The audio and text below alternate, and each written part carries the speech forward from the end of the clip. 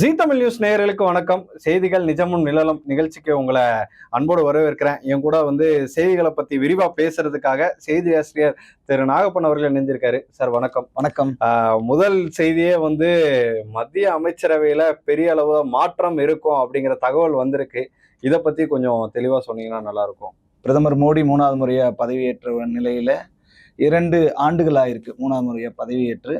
இப்போ ஒரு சட்டசபை தேர்தலுக்காக எப்படி தயாராகணுங்கிறதுல பிஜேபி பயங்கரமாக ஸ்கெட்ச் போட்டுக்கிட்டு இருக்கு. குறிப்பாக பஞ்சாப், உத்தரப்பிரதேச சட்டப்பேரவை தேர்தல். அப்போ இங்கே மத்திய அமைச்சராகவும் இணையமைச்சராகவும் இருக்கிறவங்க தொடர்ந்து கட்சி பணி ஆற்றுவதன் தான் சட்டசபை தேர்தலில் ஜெயிக்க முடியும். அவங்கள விடுவிச்சு கட்சி பணிக்காக சில தலைவர்களை ஒப்படைக்க போறாங்க. அதனால தான் இந்த அமைச்சரவை மாற்றம் இருக்கு. இன்னும் சொல்ல போனா நிதியமைச்சர் நிர்மலா சீதாராமன் கூட மாறுவதற்கான வாய்ப்பு இருக்கு. சக்திகாந்த தாஸுக்கு அந்த வாய்ப்பு கிடைக்கும் அப்படின்னு சொல்லப்படுது. இன்னொரு பக்கம் தர்மேந்திர பிரதான் நிறைய சர்ச்சைகள், நீட் வினாத்தாள் கசிவு, இன்னொரு பக்கம் டிஜிட்டல் மதிப்பெண், நிறைய குளறுபடி இருக்கிறதுனால அவரை மாற்றுவதற்கான வாய்ப்பு இருக்குது. அவங்க தகவல் வெளியா இருக்கு. மம்தா பானர்ஜி திரிணாமுல் காங்கிரஸ்ல இருந்து ஒரு அணி பிரிஞ்சு பாஜகவோட இப்ப சேர்ந்திருக்கிறதுனால அவங்க ஆதரவு தெரிவித்த நிலையில் அவர்கள் யாராவது மத்திய அமைச்சர் இணையமைச்சர் பாவதற்கான வாய்ப்பு இருக்கு. இப்படி நிறைய விஷயங்கள்ல ஒரு புது வலிமையை பெற வேண்டும். அடுத்த கட்ட ஒரு வாய்ப்பை உருவாக்கணும். இன்னொன்னு மாநில அளவுல எல்லா இடத்துலயுமே பலப்படுத்தணும். உத்தரப்பிரதேசத்துல மக்களவை தேர்தலில் பாத்தீங்கன்னா பெரிய வெற்றி பாஜக பெறவில்லை. அதனாலேயே இப்பயே அவங்க முடிச்சுக்கிறாங்க. ஒரு அயோத்தி இஷ்யூ, மற்ற சிக்கல்கள் எல்லாம் தாண்டி அந்த நன்கொடை பெறுவதில் இருக்கிற சிக்கல், இதையெல்லாம் சரி பண்ணணும் அப்படிங்கிற இது இருக்கு. யோகி ஆதித்யநாத்துக்கும் அமித்ஷாவுக்கும் ஒரு சின்ன முரண் இருந்தது, நெருடல் இருந்ததுலாம் பேசப்படும் போது இப்போது அந்த பனிப்போர்லாம் விலகி கொஞ்சம் நெருக்கமாய் வந்திருக்காங்க. காரணம் ஊபியினுடைய சட்டப்பேரவை தேர்தல் தான். ஸோ இப்போ அமைச்சரவை மாற்றம்ன்றது அவசியம் அப்படின்னு பாஜக நினைக்குது. குடியரசுத் தலைவரை பிரதமர் மோடியும் மத்திய உள்துறை அமைச்சர் அமித்ஷாவும் ஒரு 2 நாட்களுக்கு முன்ன சந்திச்சாங்க. அது இந்த அமைச்சரவை மாற்றத்திற்கான ஒரு அறிகுறி அப்படின்னு தான் பார்க்கப்படுது.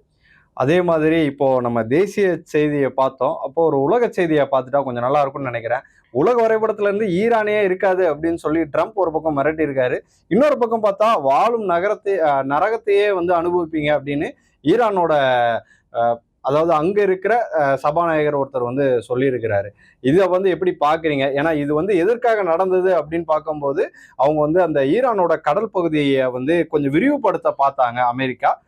ஏற்கனவே போர் நிறுத்த ஒப்பந்தங்கள்லாம் கையெழுத்து இருந்துச்சு. இதை கொஞ்சம் எக்ஸ்டெண்ட் பண்ண பார்த்ததுனாலதான் இந்த பிரச்சனையை வந்திருக்கு. இது அமெரிக்க அதிபர் இந்த அளவுக்கு மிரட்டி இருக்காரு அப்படிங்கிறதே ஈரானுக்கு எந்த அளவுக்கு பாதிப்பை ஏற்படுத்தும், இது எந்த மாதிரியான விளைவுகளை கொண்டு வரும்? பொதுவாகவே அமெரிக்க அதிபர் ட்ரம்ப் தொடர்ந்து பெரியண்ணன் மனப்பான்மையில் ஒரு மிரட்டல் போக்கில் தான் இருக்காரு. அந்த மிரட்டல் அப்படிங்கிறது தொடர்ந்து சக்தி வாய்ந்த நாடுகள் மட்டும் இல்லாமல் வளரும் நாடுகளை அச்சுறுத்தல் கூடியதாக இருக்கு. பட் அந்த முடிவை அவர் மாற்றிக்கணும் அப்படிங்கிறது தான் ஈரானுடைய இது. ஆனால் அவர் தொடர்ந்து இந்த மாதிரியான மிரட்டல் விடும்போது தொடர்ந்து பதிலடி கொடுப்பதிலேயே அவங்க இதாக இருக்காங்க. ஈரான் மட்டுமல்ல, ஈராக் உள்ளிட்ட எந்த நாட்டையும் தன்னுடைய சக்தி வாய்ந்த ஒரு விஷயம் மூலமாக அழிச்சிட முடியும், தகர்த்திட முடியும், இல்லை பொருளாதார கொள்கை மூலமாவோ இறக்குமதி வரி மூலமாவோ அவங்களை ஒரு கட்டுப்பாட்டுல கொண்டு வரணும் அப்படிங்கிறது தான் ட்ரம்ப்போட முடிவா இருக்கு. பட் ட்ரம்ப் தொடர்ந்து இப்படி பண்றது அவருக்குமே ஒரு பெரிய சிக்கலை தான் உருவாக்கும். அதாவது இப்போ தேசிய அரசியல் பேசியாச்சு, உலக அரசியல் பேசியாச்சு, தமிழக அரசியல் கொஞ்சம் பேசலாம். ஏன்னா நிறைய விஷயங்கள் நேற்று ஒரே நாள்லயே நடந்திருக்கு. குதிரை பேரங்கள்ல இருந்து நம்ம நேற்று பேசியிருந்தீங்க. குதிரை பேரம் ஆரம்பிச்சு இன்னைக்கு காங்கிரஸ் கமிட்டியோட தலைவராக பதவியேற்க இருக்கிற மாணிக்கம் தாக்கூர் வரைக்கும் என்ன நடந்திருக்குங்கிறத கொஞ்சம் டீட்டெயிலா சொன்னீங்கன்னா நல்லா இருக்கும். இந்த குதிரை பேரத்தை அம்பலப்படுத்தியதுல வைகோவுக்கு பெரிய பங்கு இருக்கு. ஐயுஎம்எலோ, கம்யூனிஸ்ட் கட்சிகளோ, விசிகாவோ முதல்வர் விஜய் எங்களுக்கு ஆதரவு கேட்டார் அப்படிங்கறத மட்டும்தான் சொன்னாங்க. திமுகவினுடைய நிலைப்பாட்டில் இருந்து அவங்க கிட்ட அனுமதி பெற்றுதான் இவங்க ஆதரவு கொடுத்தாங்க. ஆளுநர் ஆட்சி, குடியரசுத் தலைவர் ஆட்சி வரக்கூடாது அப்படின்னு. ஆனா என்னுடைய 2 தொகுதியில ஜெயிச்ச எம்எல்ஏக்களை ராஜினாமா பண்ணிட்டு வர சொல்லுங்க, நான் அவங்களுக்கு பிரச்சாரம் பண்றேன், அவங்களை வெற்றி பெற வைப்பது என்னுடைய பொறுப்புன்னு மதிமுக பொதுச் செயலாளர் வைகோ கிட்ட விஜய் பேசினது அப்படிங்கிறது தான் குதிரை பேரம் இங்க நடந்திருக்குன்றதை அப்பட்டமாக வெளிப்படுத்தியிருக்கு. ஆனா வைகோ இதுலயுமே ஒரு ட்விஸ்ட் வச்சிருக்காரு. என்னன்னா இது இப்ப பேசல, அவர் எப்போ அவர் வீட்டுக்கு போய் பேசியிருக்காரோ, ஒரு மரியாதை நிமித்தமான நாகரிக அரசியல்னு நம்ம சொல்லிட்டு இருக்கோமோ அப்பவே அந்த பேச்சுவார்த்தை நடந்திருக்கிறது. ஆனால் அவர் காலம் கடந்து அதை சொல்லியிருக்காரு. ஏதோ இப்போது நடந்தது மாதிரியான ஒரு விஷயம் அப்படின்ற மாதிரி அவர் பதிவு பண்ண உடனே முதல்வர் விஜய் அப்செட் ஆயிருக்காரு. இந்த மாதிரியான விஷயங்களை பொதுவெளியில நீங்க இப்படி பேசக்கூடாது, இந்த மாதிரியான சிக்கல்களை நீங்க புதுசா உருவாக்க கூடாதுன்னு வைகோக்கும் துரைவைக்கும் ஒரு கரார் உத்தரவு முதலமைச்சர் விஜய் தரப்புல போடப்பட்டிருக்கு. இன்னொரு சிக்கல் என்னன்னா, குதிரை பேரமே நடக்கல அப்படின்னு சொல்லிக்கிட்டு இருந்த முதலமைச்சர் விஜய் தரப்புலையும் சரி, தாவேகா தரப்புலையும் சரி, இப்ப முதன்முறையாக ஒரு பெரிய மூத்த தலைவர், அரசியல் கட்சி தலைவர் இவர் என்ன 2 தொகுதியில் இருக்கிற எம்எல்ஏக்களை ராஜினாமா பண்ணிட்டு வாங்கன்னு வெளிப்படையா சொன்னதுதான் இன்னைக்கு பெரிய டாபிக்கா இருக்கு. இதனாலேயே அங்க ஒரு பிரச்சனை இருந்தது. பொதுக்குழுவை கூடி தீர்மானம் நிறைவேற்றுகிற போதும் கூட ஒரு சிக்கல் வந்துச்சு. என்னன்னா, இப்போ வைகோவுக்கும் துரை வைகோவுக்கும் ஒரு பெரிய ஒரு மனக்கசப்பு, மன வருத்தம் இருக்கு அப்படிங்கிற மாதிரி. செந்தில் செல்வனோ ராஜேந்திரனோ ராஜினாமா பண்ணணும்னு சொல்லும்போது யாருமே ராஜினாமா பண்ணல, பொதுக்குழு கூட்டத்துக்கு வரல, அந்த தீர்மானம் திமுக கூட்டணியிலிருந்து வெளியேறுது அப்படின்னு சொல்லும் போது இவங்க என்ன முடிவு எடுப்பாங்க? அப்ப ராஜினாமா பண்ணிட்டு இவங்க தாவேகா சின்னத்துல நின்று இடைத்தேர்தலில் போட்டிடும் அப்படிங்கிறதான் வைகோவோட திட்டமா இருந்திருக்கு. ஆனால் இவர்கள் இருவருமே ஒத்துழைக்கவில்லை அப்படின்னும் போது திமுக கூட்டணியிலிருந்து வெளியேறுது, இடைத்தேர்தலையும் உள்ளாட்சி தேர்தலையும் தாவேகாவுக்கு ஆதரவு கொடுக்குறோம் அப்படின்னு சொல்லியிருக்காங்க. ஆனா இங்கதான் ஒரு பெரிய ட்விஸ்ட் இருக்கு.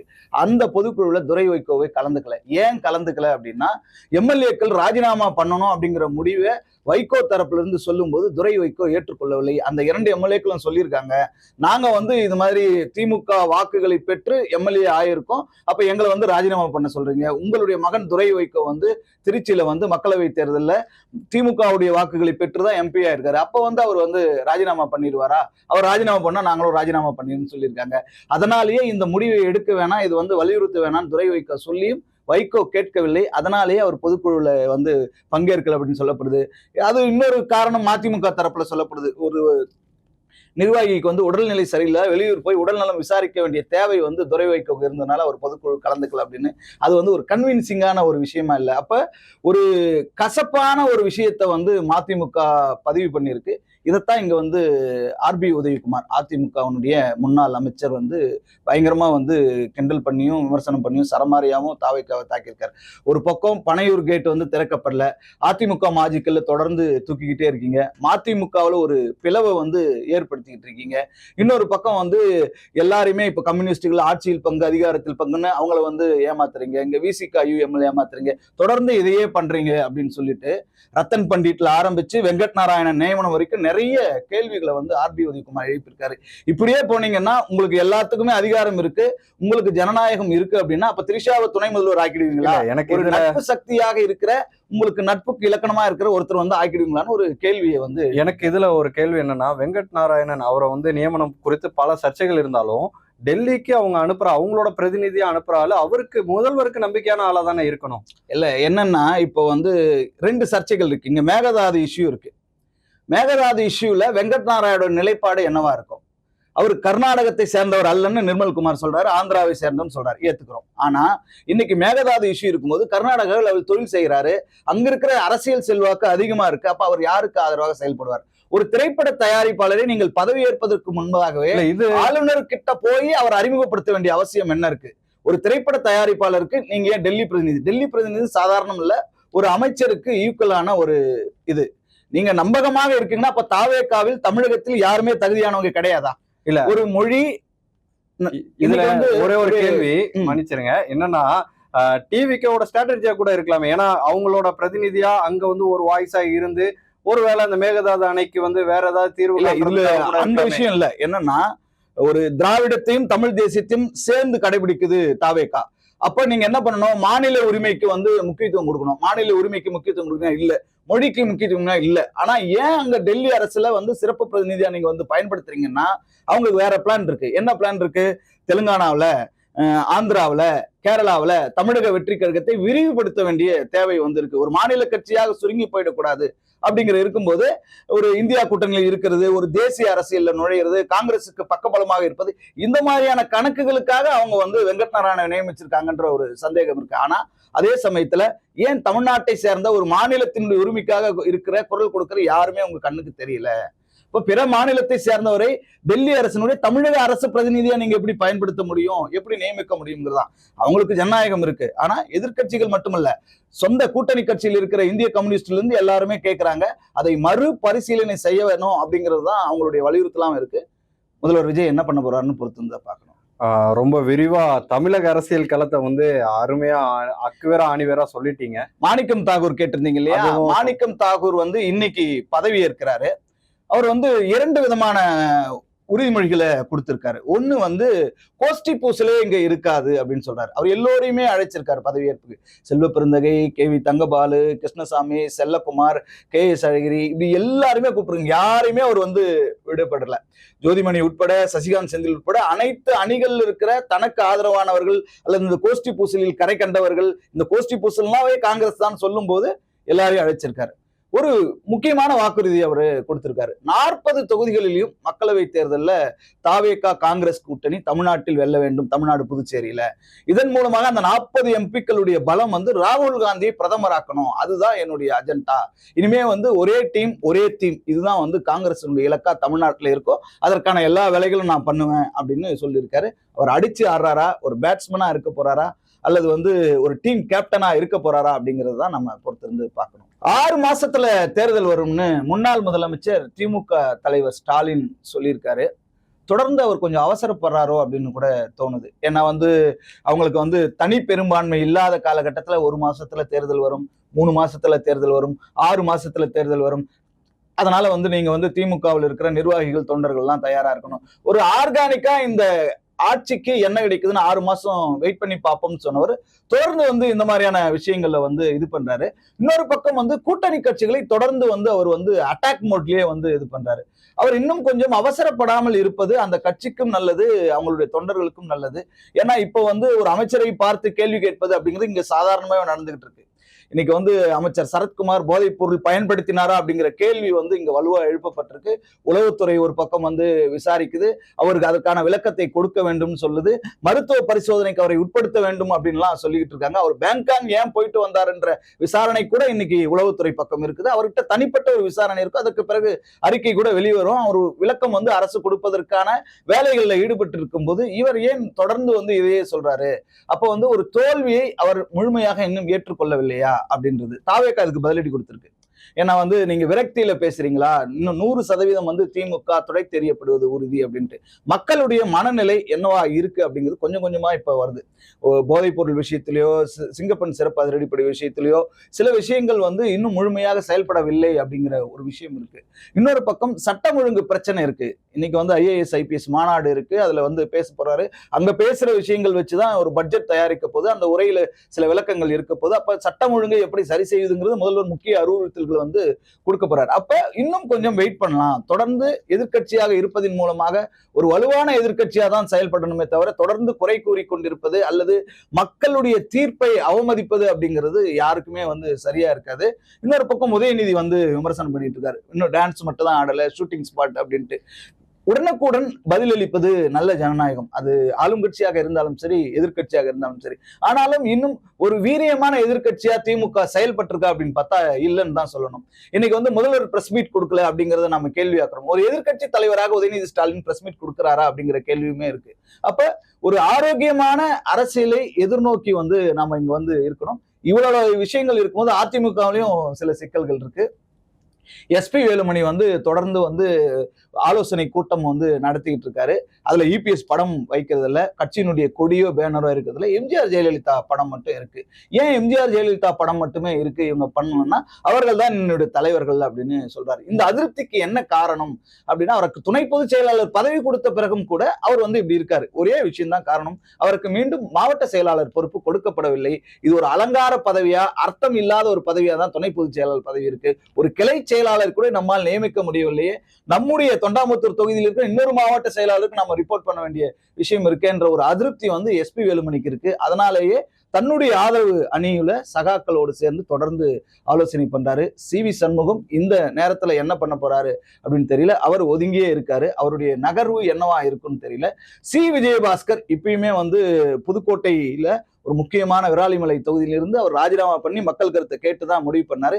இன்னும் அவருக்கு வந்து தமிழக வெற்றி கழகத்தில் சேருவதற்கான சிக்னல் கிடைக்கவில்லை. இந்த IAS IPS மாநாடு முடிஞ்சு ஜூலை 2ஆம் தேதி அவருக்கு வந்து டைம் கொடுத்ததா சொன்னாங்க. பட் அதுக்கான சிக்னல் கூட இன்னும் முழுமையா இல்லை. அப்ப அவருடைய முடிவு என்ன? திமுகவை நோக்கியும் அவர் நகர்ந்ததா, பேச்சுவார்த்தை நடந்ததா ஒரு தகவல் இருந்தது. ஆனால் வந்து அது அங்கே கேட்டை க்ளோஸ் பண்ணதுனால இப்ப தாவேகாவை மட்டுமே நம்பி இன்னும் வந்து தாவேகாவில் சேர்ந்து விட வேண்டும் அப்படின்னு சொல்றாரு. அவர் வந்து முதலமைச்சர் விஜய் முன்னிலையில் தான் நான் வந்து தாவேகாவில் சேருவேன் அப்படின்னு சொல்றாரு. அதிமுக முன்னாள் அமைச்சர்கள், மாஜிக்கள், MLAக்கள் எல்லோருமே வந்து யாரை பார்த்து இணைஞ்சாங்கன்னா புஷி ஆனந்த், ஆதவர்ஜுனாவை பார்த்து தான் இணைஞ்சாங்க. முதலமைச்சர் விஜய் யாரும் சந்திக்கவில்லை. அப்படி இருக்கும்போது இவர் முதலமைச்சர் விஜய் முன்னாடி தான் இணைவேன் அப்படின்னு சொல்றாரு. நிறைய டிமாண்ட் எல்லாம் வச்சிருக்காரு. எடுத்த உடனே மாவட்ட செயலாளர் கொடுக்கணும், அவருடைய சகாக்களுக்கு வந்து சில பொறுப்புகளை கொடுக்கணும்னு சொல்றாரு. அது எந்த அளவுக்கு சாத்தியம் உடனே? ஏன்னா வந்து ஏற்கனவே நிறைய முன்னாள் அமைச்சர்கள், முன்னாள் மாஜிக்கள், எம்எல்ஏக்கள் எல்லாம் சேர்ந்த போது யாருக்குமே இன்னும் தலைவர் பதவி கொடுக்கல. தாவேக்காவில் இன்னும் வாரிய தலைவர் பதவிகள் வந்து ஒதுக்கப்படல. கூப்பா கிருஷ்ணனுக்கு மட்டும்தான் ஒதுக்கப்பட்டிருக்கு. அவ்வளோ பேர் இருக்கும்போது அங்கேயுமே வந்து நிறைய சிக்கல்கள் உருவாகும். விஜய் மக்கள் இயக்கத்துல வேலை செஞ்சவங்க, நிறைய ஒர்க் பண்ணவங்க, அவங்களுக்கெல்லாம் வந்து அதிருப்தி ஆயிடக்கூடாது, விரக்தி ஆயிடக்கூடாது. ஏன்னா ஆரம்பத்துல இருந்து இருந்தவங்களை நம்ம வந்து கை கழுவி விட்டுறக்கூடாது. அவங்க வந்து விரக்தி நிலைமைக்கு போயிட்டா இப்போ மற்ற கட்சியிலிருந்து வந்ததுதான் அழகு பார்க்குது தாவேக்கான்ற பேச்சு வரக்கூடாது. திமுகவில் அந்த பேச்சு தான் இருக்கும். அதிமுகவில் வந்தவங்களுக்கு தான் நிறைய முக்கியத்துவம் தர்றீங்க, அங்கீகாரம் தர்றீங்க அப்படின்ற விஷயங்கள் இருக்கும். அதே மாதிரி தாவேக்காவுக்கு வரக்கூடாது, அந்த இமேஜ் வந்து கெட்டு போயிடக்கூடாது அப்படிங்கிற இது இருக்கு. விஜயபாஸ்கரை சேர்க்கறது மூலமா ஊழல் சக்தி அப்படின்னு அவர் வருமானத்துக்கு அதிகமா சொத்து சேர்த்த வழக்கு இருக்கு, குட்கா வழக்கு இருக்கு. அப்படி இருக்கும்போது அவர் சேர்க்கறது சரியா அப்படிங்கிற தரப்புலையும் தாவேக்கா இருக்கு. ஏன்னா அந்த தூய சக்தி இமேஜுக்கு இந்த ஊழல் சக்தின்னு சொல்லி எதிர்க்கட்சிகள் பேசுவதற்கான வாய்ப்பாக அமைந்து விடுமே அப்படின்னு இருக்கு. அப்ப அரசியல் சூழல இன்னும் அடுத்தடுத்த கள நிலவரங்கள்ல அடுத்தடுத்த நகர்வுகளை இன்னும் நமக்கு வந்து பரபரப்பு விறுவிறுப்பும் பஞ்சம் இல்லாம இந்த வாரம் முழுக்க இருக்கும் அப்படின்னு நம்ம எதிர்பார்க்கலாம். அதே மாதிரி போதைப்பொருள் கடத்தல் வழக்குல வந்து சென்னை மாநகரம் தான் முதலிடம் பிடிச்சிருக்கிறதாகவும் ஒரு தகவல் இருக்கு. அப்புறம் 3 விடுதிகளுக்கு ஒரு காப்பாளர் அப்படிங்கிற மாதிரி ஆதி திராவிட நலத்துறையில அவலமா இருக்கு அப்படிங்கிற மாதிரியும் ஒரு தகவல். போதைப் பொருள்னா இது தலைநகரம், பல மாநிலங்களுக்கான வழியா இது இருக்கு அப்படின்னும் போது அதை நம்ம இயல்பாவே தவிர்க்க முடியாது. இங்க இருக்கிற டெக்னாலஜி, இங்க இருக்கிற போலீஸ் பந்தோபஸ்து, இதுல இருக்கிற சோதனைகள், இதன் மூலமா இது முதலிடமா நாம் நினைக்கிறோம். பட் கட்டுப்படுத்தணும். போதைப்பொருள் சிறப்பு அதிரடி படையுடைய வேலைகள் வந்து இன்னும் மிகச் சரியாக வரையறுக்கப்படவில்லை. இன்னைக்கு IAS IPS மாநாடு இருக்கும்போது சட்டம் ஒழுங்கு பத்தி பேசும்போது கண்டிப்பா அவங்க போதைப்பொருள் பத்தி தான் முதல்ல பேச போறாங்க. அதற்கு பிறகுதான் இந்த பாலியல் வன்கொடுமை இந்த விஷயங்கள் வந்து பேச போறாங்க. அதுல ஒரு முக்கியமான அறிவிப்பு வெளியாகும் அப்படின்னு எதிர்பார்க்கப்படுது. ஆதிதிராவிடர் நலத்துறை விடுதி காப்பாளர்னா ஒருத்தர் வந்து 3 பேருக்கு நியமிக்கிறதுன்றது பெரிய இதுதான். அதுல இருக்கிற கலந்தாய்வு முடிவுகளையே அவங்க திரும்ப பெற்று பள்ளி மேலாண்மை குழு மூலமா வந்து அவங்க வந்து ஒரு விடுதிக்கு ஒரு காப்பாளர் அப்படின்னு வந்து நியமிக்கலாம். அது பெரிய விஷயம் இல்லை. அரசு இந்த மாதிரியான விஷயங்களையும் கவனம் செலுத்தணும். அதே மாதிரி காட்டாங்குளத்தூர் அருகே 30 புறாக்கள் இறந்து கிடந்ததா ஒரு தகவல். உணவு வேட்டைக்காக இருக்குமா அப்படின்னு மக்கள் குற்றம் சாட்டியிருக்காங்க. அதை குறித்து விசாரணையும் நடந்து வர்றதா ஒரு தகவல். ஆமா, இன்னைக்கு சுற்றுச்சூழல் சம்பந்தமான பெரிய அளவுக்கான விழிப்புணர்வு வந்து இங்க இல்லை. ஒரு மனிதர்கள் வந்து மனிதனுடைய நலனை மட்டுமே பார்க்கறது அப்படிங்கிறது இருக்கு, சுயநலம் சார்ந்து அப்படின்னு இருக்கு. இன்னைக்கு எதுக்காக வேட்டையாடுறோம், என்ன பண்றோம் அப்படிங்கிறதுக்கான விஷயங்களே இங்க வந்து வரையறுக்கப்படுவது கிடையாதுன்னும் போது அரசு இன்னும் அதுல வந்து தீவிர கவனம் செலுத்த வேண்டியது அவசியமா இருக்கு. இன்னைக்கு வந்து பரந்துரு மாதிரியான விஷயங்கள் கவனம் செலுத்துற அரசு இந்த மாதிரியான சின்ன சின்ன விஷயங்களை கவனம் செலுத்தும் போதுதான் எல்லாவற்றையும் சரி செய்யக்கூடிய இதுதான் இருக்கும். இந்த பூமி வந்து எல்லோருக்குமானது, எல்லா மனிதர்களுக்குமானது இல்ல, எல்லா உயிர்களுக்குமானது. அதை வந்து புரிந்து கொண்டு இந்த சுற்றுச்சூழலுக்காகவும் இந்த மாதிரியான பிற உயிர்கள் மீதும் அக்கறை கொண்டு கவனம் கொண்டு பிற உயிர்களை சேதப்படுத்தாத அழிக்காத ஒரு சமூகமா நம்ம வாழணும். அதற்கான நடவடிக்கைகளையும் வந்து அரசு வந்து எடுக்கணும். அதே மாதிரி மிக விரைவா வந்து விளையாட்டு செய்திகளையும் கொஞ்சம் முடிச்சிடலாம். அயர்லாந்துக்கு எதிரான போட்டியில வந்து இந்தியா தொடர இழந்திருக்காங்க. அதுல முக்கியமான விஷயம் என்னன்னா, தொடர்ச்சியா ஒரு 16 T20 போட்டியில வந்து வின் பண்ணிக்கிட்டே வந்தாங்க. அதாவது தொடரை வின் பண்ணியிருந்தாங்க. இப்போ வந்து அந்த தொடரை வின்னிங் ஸ்ட்ரீக் அப்படிங்கிறத வந்து பிரேக் பண்ணியிருக்காங்க அயர்லாந்து. ஒரு குட்டி அணி வந்து இந்தியாவை வந்து பிரேக் பண்ணது வந்து ரொம்ப முக்கியமான விஷயம். இதுல இன்னொரு முக்கியமான விஷயம் அப்படின்னு பார்க்கும்போது வில்லியம்டன் இன்னையில இருந்து ஆரம்பிக்குது. இதுல வந்து செரீனா வில்லியம்ஸோட கம்பேக் 4 வருஷம் கழிச்சு அவங்க திரும்ப உள்ள வராங்க. இது வந்து ரொம்ப முக்கியமான விஷயமா இருக்கு. அதே மாதிரி பென் ஸ்டோக்ஸ் அவரோட ரிட்டைர்மெண்ட் அனௌன்ஸ்மெண்ட்டும் நேற்று வந்திருக்கு. அதுவும் கொஞ்சம் வருத்தக்கூடிய செய்தி. பட் ஆனால் அவருக்கு ஒரு விஷ் பண்ணிடலாம். இப்போ கரண்டா விளையாடிக்கிட்டு இருக்கிறாரு. சீக்கிரமே இந்த தொடரோட ரிட்டைர்மெண்ட் அனௌன்ஸ் பண்ணியிருக்காரு. அதே மாதிரி US ஓப்பன்ல வந்து ஸ்ரீகாந்த் வந்து ஃபைனலுக்கு முன்னேறியிருக்காரு. இந்தியாவை சேர்ந்த ஸ்ரீகாந்த் வந்து ஃபைனல் போயிருக்காரு. அவரு வின் பண்றதுக்கான விஷஸும் நம்ம பண்ணிடலாங்க. இன்னைக்கு நிறைய செய்திகள் நிஜமும் நிழலும் நிகழ்ச்சியில வந்து நிறைய செய்திகள் பார்த்துருந்தோம். ரொம்ப டீட்டெயிலா எல்லாத்தையுமே எக்ஸ்பிளைன் பண்ணியிருந்தீங்க. ரொம்ப நன்றிண்ணா. நன்றி. இதே மாதிரி மற்றொரு நிகழ்ச்சியில் சந்திப்போம். நன்றி.